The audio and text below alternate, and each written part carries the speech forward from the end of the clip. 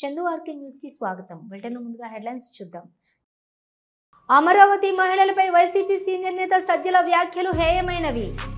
APPCC chief YS Sharmila ఆగ్రహం.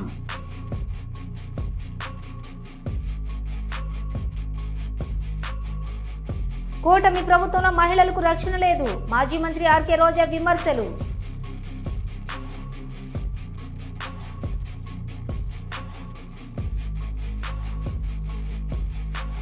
కృష్ణా జిల్లా జగ్గైపేటలో ఘనంగా ఛత్రపతి శివాజీ విగ్రహ ఆవిష్కరణ. పాల్గొన్న ఆరోగ్య శాఖ మంత్రి సత్యకుమార్ యాదవ్.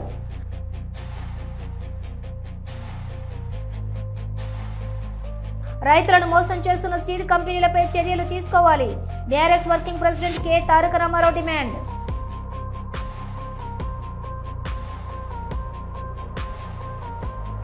కోలగొట్టడం తప్ప కట్టుడు చేత కాదు రేవంత్ రెడ్డికి.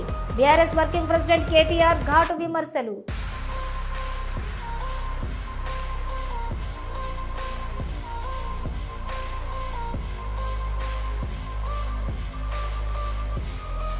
అమరావతి మహిళలపై వైసీపీ సీనియర్ నేత సజ్జల రామకృష్ణారెడ్డి వ్యాఖ్యలను ఖండిస్తున్నామని ఏపీపీసీసీ చీఫ్ వైఎస్ షర్మిల పేర్కొన్నారు.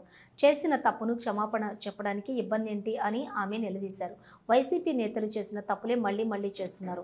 మహిళలు నా అక్క చెల్లెలు అని జగన్ అంటారు, కానీ ఆయన సొంత చెల్లికే మర్యాద ఇవ్వటం లేదు. ఇక రాష్ట్రంలో ఇతర మహిళలకు ఏం గౌరవం ఇస్తారు అని షర్మిల ప్రశ్నించారు. ఉద్యమించారో వాళ్ళ మీద ద్వేషం చిమ్ముతూ సజ్జల గారు చేసిన వ్యాఖ్యలు, వారు పిశాచులని రాక్షసుల్లాగా ప్రవర్తిస్తున్నారని, ఇంకా చాలా నీచంగా సంకర జాతి అని చాలా నీచంగా మాట్లాడడం జరిగింది. వాటిని కూడా కాంగ్రెస్ పార్టీ ఖండిస్తుంది. తప్పు చేసినప్పుడు క్షమించండి అని అడగడంలో నామోషీ లేదు. అలా కాకుండా మూర్ఖుల్లాగా చేసిన తప్పే మళ్ళీ చేస్తున్నారు. ఇది వైసీపీకి కొత్తేమీ కాదు. ఇదే సజ్జల రామకృష్ణ రెడ్డి కొడుకు కూడా భార్గవ గారు కూడా నన్ను కూడా వదిలిపెట్టకుండా నా మీద కూడా ఒక సైన్యం సోషల్ మీడియా వేదికగా పనిచేశారు. రాజశేఖర రెడ్డి బిడ్డనని చూడలేదు, ఒక మహిళనని చూడలేదు, ఒక తల్లినని చూడలేదు. చాలా కించపరిచిన సందర్భాలు అనేకం. జగన్మోహన్ రెడ్డి గారు ఊతపదంలా చెప్తుంటారు, నా అక్క చెల్లెలు అని. మరి అలాంటప్పుడు జగన్మోహన్ రెడ్డి గారు ఆలోచన చేసుకోవాలి, వైసీపీ పార్టీ ఆలోచన చేసుకోవాలి. మీ సొంత అక్క చెల్లెలకి మర్యాద లేదు. కనీసం రాష్ట్రంలో ఉన్న మహిళలు, మీకు ఓట్లేసిన మహిళలు, మిమ్మల్ని ఒకప్పుడు ముఖ్యమంత్రిని చేసిన మహిళలు, కనీసం వాళ్ళనన్నా గౌరవిస్తే మీకు రాజకీయాలలో భవిష్యత్తు ఉంటుంది, లేకపోతే అది కూడా మిగలదు. హైదరాబాద్ నుండి ఇండిగో విమానంలో రేణిగుంట గ్రామం చేరుకున్న కేంద్ర హోంశాఖ సహాయ మంత్రి బండి సంజయ్ భారీగా స్వాగతం పలికిన అధికారులు, బీజేపీ నాయకులు, కార్యకర్తలు. అనంతరం రోడ్డు మార్గం గుండా తిరుపతికి పయనమయ్యారు.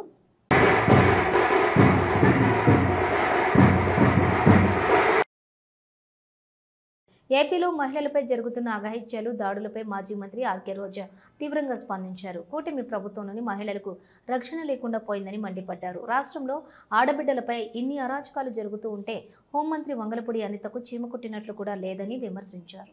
మహిళా హోంమంత్రి ఉన్న రాష్ట్రంలో ఆడబిడ్డలపై దారుణాలు జరగడం సిగ్గుచేటు అని అన్నారు. మహిళలను కాపాడలేని పరిస్థితిలో ఉన్న అనిత హోంమంత్రి పదవి ఎందుకు చేపట్టారని ప్రశ్నించారు. మహిళలపై జరుగుతున్నటువంటి దాడులను పట్టించుకోకుండా జగన్ భారతీయులను విమర్శించేందుకే ఆ పదవిని తీసుకున్నారా అంటూ నిలదీశారు. నా చేతిలో గన్నుందా, నాకు పవర్ ఉందా అంటూ చేతగాని మాటలు మాట్లాడుతూ ఉంటే రాజీనామా చేయాలని అనితను డిమాండ్ చేశారు. అలాగే మీరు చూస్తే జగనన్న తన కూతుర్లు చూడడానికి లండన్కి వెళ్ళినప్పుడు ఆయన గురించి నీచంగా మాట్లాడిన లోకేష్ క్షమాపణ చెప్పాలి. అలాగే భారతమ్మ విజయమ్మ గురించి నిన్న ఎంత ఘోరంగా మాట్లాడారో మీరు చూశారు అనిత గారు, ఆవిడ క్షమాపణ చెప్పాలి. అలాగే నన్ను బండారు సత్యనారాయణ ద్వారా ఎంత దారుణంగా ఎంత బూతులతో మాట్లాడించారో దానికి బండారు సత్యనారాయణ మాట్లాడించిన చంద్రబాబు నాయుడు, లోకేష్ క్షమాపణ చెప్పాలి. అలాగే మీరు చూస్తే ఆఫీసర్స్ ని గతంలో హోమ్ మినిస్టర్ గా చేసిన సుచరిత గారిని అలాగే నన్ను చాలా వల్గర్గా మాట్లాడిన ఇప్పటి స్పీకర్ బండారు సత్యనారాయణ గారు క్షమాపణ చెప్పాలి. అలాగే ఈ మధ్య కాలంలో టీడీపీ ఆఫీస్ నుంచి ఒక సైకో చేబ్రోల్ కిరణ్ అనేవాడు భారతీ మేడంని ఎంత అసభ్యంగా మాట్లాడారో మీరు అందరూ కూడా గమనించారు. మరి టీడీపీ ఆఫీసులో అతనితో మాట్లాడించిన చంద్రబాబు నాయుడిని, లోకేష్ ని క్షమాపణ చెప్పాలి, వాళ్ళ మీద కేసులు కూడా పెట్టాలి అంత ఘోరంగా మాట్లాడినందుకు. నిన్న మీరు చూస్తే మూర్తి గారి డిబేట్ లో సంబంధమే లేకుండా రేణుకా చౌదరి గారు ఎంత అడ్డదిడ్డంగా మాట్లాడుతుందో మనం గమనించాం. మరి ఆవిడ మీద ఎందుకు కేసు పెట్టలేదు? మూర్తి గారి మీద ఎందుకు కేసు పెట్టలేదు? ఎందుకు బిఆర్ నాయుడు గారు క్షమాపణ చెప్పలేదని నేను అడుగుతున్నాను. యోగా ప్రతి ఒక్కరి జీవితంలో కూడా ఒక భాగం కావాలని హోంమంత్రి అనిత అన్నారు. విశాఖ వేదికగా జరగనున్నటువంటి అంతర్జాతీయ యోగా దినోత్సవం సందర్భంగా ఆంధ్ర యూనివర్సిటీలోని సాగరిక కన్వెన్షన్ హాల్లోని విద్యాశాఖ మంత్రి లోకేష్ అధ్యక్షతన సమీక్ష సమావేశం జరిగింది. సమీక్ష అనంతరం హోంమంత్రి అనిత మీడియాతో మాట్లాడుతూ రాజకీయాలకు అతీతంగా అన్ని రాజకీయ పక్షాలు భాగస్వాములు కావాలన్నారు. యోగా వల్ల ప్రజలు మానసిక, శారీరక ఆరోగ్యం బాగుంటుందని, దీనిపై ప్రసార మాధ్యమాల్లో కూడా విస్తృతంగా ప్రచారం కల్పించాలన్నారు. ఈ నెల 21న ఆర్కే బీచ్ నుంచి భీమిలి వరకు 26 కిలోమీటర్ల పొడవున నిర్వహించే ఈ కార్యక్రమానికి వచ్చే ప్రజలకు ఎటువంటి అసౌకర్యం కలగకుండా ఏర్పాట్లు చేస్తున్నాను అన్నారు. పార్కింగ్ ఏరియా గుర్తించామని, 108 ప్రముఖ పర్యాటక ప్రాంతాల్లో యోగా నిర్వహిస్తున్నామని తెలిపారు. యోగాలో పాల్గొనే ప్రతి ఒక్కరికి yoga mat, kit, water bottle ఇస్తున్నామని, ప్రతి కిలోమీటర్కు అంబులెన్స్ పెడతామని చెప్పారు. ప్రతి బ్లాక్లో కూడా ఒక శిక్షకుడు ఉంటాడన్నారు. వర్షం పడితే ఏ ఇబ్బంది లేకుండా ముందస్తు ఏర్పాట్లు చేస్తున్నామని, ప్రధాని 3వ ఏపీకి వస్తున్నారని తెలిపారు. వెంటిలేటర్పై ఉన్న ఆంధ్రప్రదేశ్కు కేంద్రం ఆక్సిజన్ ఇచ్చిందన్నారు. జూన్ 21న ఉదయం 5:30 ప్రధాని ప్రాంగణంకు చేరుకుంటారని, ఎలాంటి ఘటనలు చోటు చేసుకోకుండా 10,000 మంది పోలీసులతో భద్రత ఇస్తున్నారని అన్నారు. ఇంచుమించు 60% పర్యాటక కేంద్రాల్లో యోగా నిర్వహించుకోవడం జరిగింది. అంటే ఒక యోగా మంత్గా చేసుకుని లాస్ట్ 21 నుంచి మే 21 నుంచి జూన్ 21 వరకు కూడా ఈ నెల రోజులు కంటిన్యూగా యోగాకి సంబంధించిన కార్యక్రమాలు చేపట్టడమే కాకుండా పబ్లిక్కి కూడా యోగా అన్నది బాగా రీచ్ అవ్వాలి. అద్భుతం అట్ ద సేమ్ టైం మనకి కూడా కొంచెం బాధపడే సందర్భం ఏంటంటే, ఆంధ్రప్రదేశ్ అంటేనే యోగాకి బేస్. జనాలు వచ్చిన వాళ్ళకి కూడా ఎవరికి ఇబ్బంది లేకుండా వాళ్ళందరికీ మ్యాట్స్, టీ-షర్ట్స్, ఈవెన్ దో ఒకవేళ వర్షం పడితే రెయిన్ కోట్తో సైతం అన్నీ ఇస్తాం. అట్ ద సేమ్ టైం ప్రతి ఒక్క పర్సన్కి కూడా ఒక వాటర్ బాటిల్, ఒక ఓఆర్ఎస్ పౌడర్, ఒక ఓఆర్ఎస్ ప్యాకెట్, అదేవిధంగా ఒక బిస్కెట్ ప్యాకెట్ కూడా వాళ్ళకి ప్రతి ఒక్కరికి ఇచ్చి ఏర్పాటు చేస్తాం. అదే కాకుండా మెడికల్గా ఎవరైనా యోగా చేసేటప్పుడు ఎవరికైనా మెడికల్గా ఏదైనా ఇబ్బంది కలిగితే ప్రతి ఒక్క బ్లాక్కి ఇంచుమించుగా 247 బ్లాకుల్లో ఏర్పాటు చేయడానికి సిద్ధపడ్డాం. ప్రతి బ్లాక్ దగ్గర కూడా 5 వాలంటీర్స్, ఒక మహిళా పోలీసు, ఒక కానిస్టేబుల్, ఒక హెల్త్ వర్కర్, ఒక ఆశా వర్కరు, వీళ్ళందరూ కూడా అక్కడ ఉంటారు. ప్రతి 5 కిలోమీటర్లకి ఒక 5 బెడెడ్ హాస్పిటల్లా కూడా మేము అక్కడ అరేంజ్ చేసుకుంటున్నాం. అక్కడ కార్డియాక్ సంబంధించిన వాళ్ళు కానీ వీళ్ళందరూ కూడా స్పెషలిస్ట్ డాక్టర్స్ ఉంటారు. ప్రతి 2 కిలోమీటర్లకి 1 కిలోమీటర్కి ఒక దగ్గర అంబులెన్స్ని పెడతాం.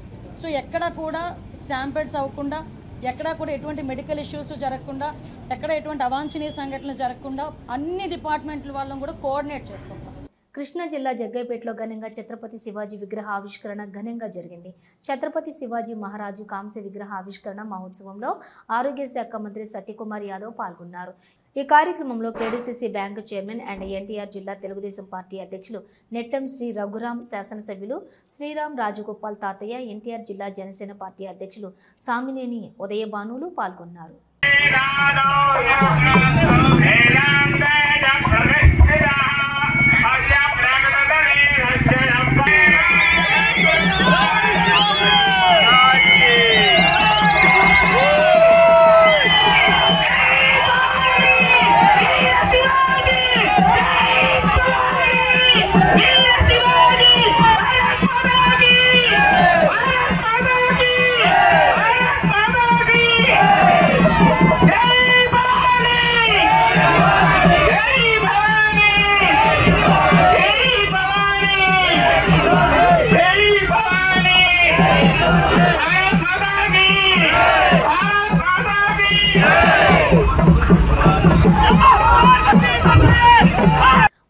7 బృందాల్లో 50 మందికి పైగా ప్రస్తుత మాజీ ఎంపీలు దౌత్యవేత్తలు ఆపరేషన్ సింధూర్ చేపట్టిన తర్వాత భారత్ వైఖరి ప్రపంచ దేశాలకు తెలియజేయడానికి వివిధ దేశాల రాజధానులలో పర్యటించిన పలు పార్టీల ప్రతినిధి బృందాల సభ్యులతో ప్రధానమంత్రి నరేంద్ర మోదీ సమావేశమయ్యారు. ఈ సందర్భంగా ప్రతినిధి బృందాల సభ్యులు తమ పర్యటన అనుభవాలను ప్రధానితో పంచుకున్నారు. ఈ సందర్భంగా కాంగ్రెస్ ఎంపీ శశి థరూర్తో ప్రధాని మోదీ ప్రత్యేకంగా ముచ్చటించారు. ఆయనకు షేక్ హ్యాండ్ ఇచ్చి అభినందించారు.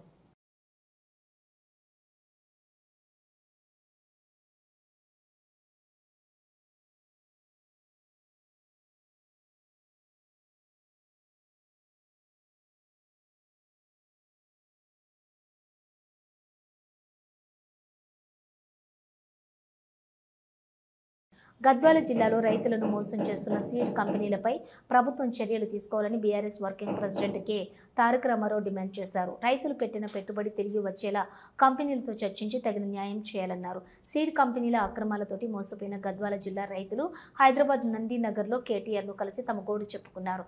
సీడ్ కంపెనీలు చేసిన మోసంతో కుటుంబాలతో సహా రోడ్ల మీదకు వచ్చి ఆత్మహత్యలు చేసుకునే పరిస్థితి దాపరించిందని అన్నదాతలు ఆవేదన వ్యక్తం చేశారు. సీడ్ కంపెనీలు నేరుగా తమకు విత్తనాలను ఇవ్వకుండా ఆర్గనైజర్లు అనే దళార్లను నియమించుకుని మాఫియాగా వ్యవహరిస్తున్నాయని కేటీఆర్కు తెలిపారు. ఈ సందర్భంగా తాము పండించిన సీడ్ను గత సంవత్సరం కంటే తక్కువ ధరకు కొంటామని ఆర్గనైజర్లు కంపెనీలు కొత్త మోసానికి తెరతీశాయని ఆరోపించారు. ఇంతేకాదు తాము పండించిన సీడ్ నాణ్యమైనది అయినప్పటికీ నాసీ రకమని ల్యాబ్ టెస్టులో ఫెయిల్ అయిందని అబద్ధాలు చెప్తూ తమ డబ్బులు ఎగ్గొట్టే ప్రయత్నం చేస్తున్నారని చెప్పారు. కంపెనీలు తాము సొంతంగా పెట్టుకున్నటువంటి జీఓటీ అంటే గ్రో అవుట్ టెస్ట్ నిబంధనల ప్రకారం సీడ్ను టెస్ట్ చేసి ఆ పంట ఫెయిల్ అయిందని చెప్తున్నారన్నారు. కానీ తాము పండించిన పత్తి విత్తనాలను ప్రైవేట్ ల్యాబ్లోని టెస్ట్ చేపిస్తే పాస్ అయినట్టుగా తేలిందన్నారు.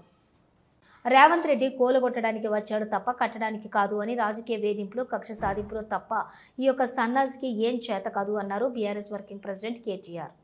ఈ పేదల ఇండ్లు కూలగొట్టడం, ఇట్లాంటి ప్రాజెక్టులు కూలగొట్టడం, విధ్వంసకరమైన ఆలోచనలు, రాజకీయ వేధింపులు కక్ష సాధింపు తప్ప ఈ సన్నాసికి ఏమి చేత కాదని అర్థమవుతా ఉంది. అందులో అర్థం కాకపోవడానికి మన్యంలోని మారుమూల పల్లెలకు సరైన రహదారి సౌకర్యం లేక డోలీ మూతలు నిత్యకృత్యం అవుతున్నాయి. మృతదేహాల తరలింపునకు కూడా డోలీ మూతలే దిక్కవుతున్నాయి. మన్యం జిల్లా పెదబయలు మండలం ఇంజరి పంచాయతీ జాలంపల్లి గ్రామానికి చెందిన వంతాల రాజం నాయుడు జి మాడుగుల మండలంలో మృతి చెందారు. అయితే జాలంపల్లి గ్రామానికి రహదారి సౌకర్యం లేకపోవడంతో కుటుంబ సభ్యులు కొండలు గుట్టలు ఎక్కి అష్టకష్టాలతో మృతదేహాన్ని డోలీలో మోసుకుని వెళ్లారు. ప్రభుత్వాలు మారుతున్నా తమ తలరాతలైతే మారటం లేదని గిరిజనులు ఆవేదన వ్యక్తం చేస్తున్నారు. జూన్ 21న విశాఖలో జరిగే అంతర్జాతీయ యోగా దినోత్సవాన్ని పార్టీలకు అతీతంగా విజయవంతం చేయాలని మంత్రి నారా లోకేష్ పిలుపునిచ్చారు. యోగా డే నిర్వహణపై ప్రభుత్వ అధికారులు, మంత్రులు, ప్రజాప్రతినిధులతో లోకేష్ సమీక్షించారు. ప్రభుత్వం ప్రత్యేక కార్యదర్శి కృష్ణబాబు, విశాఖ జిల్లా కలెక్టర్ హరీంద్ర ప్రసాద్ ఏర్పాట్లపై పవర్ పాయింట్ ప్రెజెంటేషన్ ఇచ్చారు. ఈ నెల 21న జరిగే యోగా డే కార్యక్రమంలో ప్రధాని పాల్గొననున్నారని 15,000 మందితో ప్రధాని వేదిక వద్ద ప్రధాని యోగా చేసేలా ఏర్పాట్లు చేస్తున్నట్లుగా లోకేష్ వివరించారు. మొత్తం 5 లక్షల మందితో యోగా కార్యక్రమాన్ని నిర్వహిస్తున్నట్లుగా లోకేష్ వెల్లడించారు. ఏదైతే ప్రధానమంత్రి గారు ప్రతిష్టాత్మకంగా తీసుకుని యోగా డే అనేది ప్రపంచం మొత్తం పాటించే విధంగా చేశారు.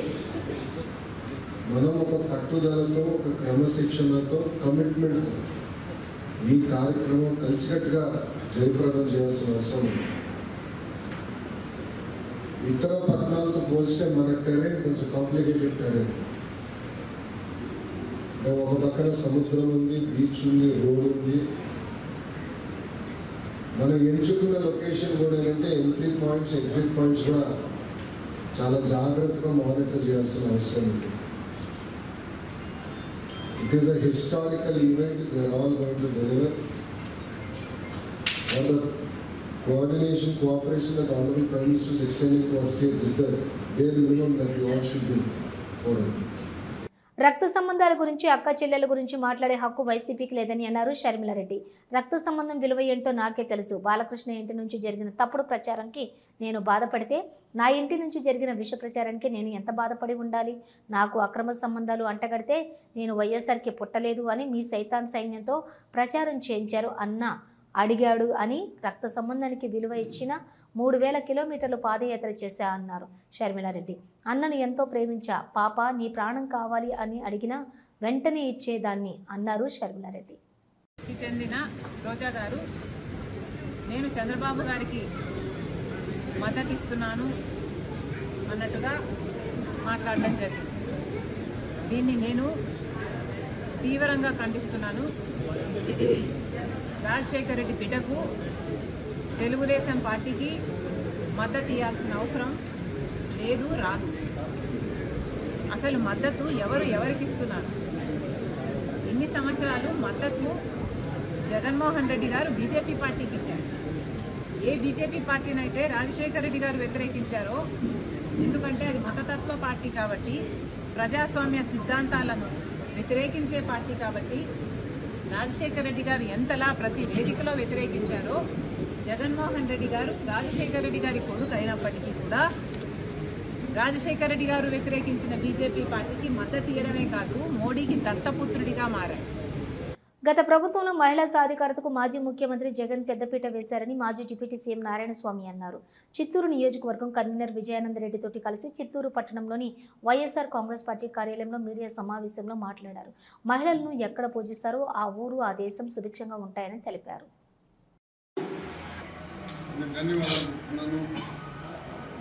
దాదాపు నేరుగా ఈ కూటమి ప్రభుత్వం రావటం, కూటమి ప్రభుత్వంలో కూడా ఈ బీజేపీ జనసేన అనేది వాళ్ళు కూడా ఏ విధంగా పనిచేస్తున్నారో మీకు అందరికీ కూడా తెలుసు.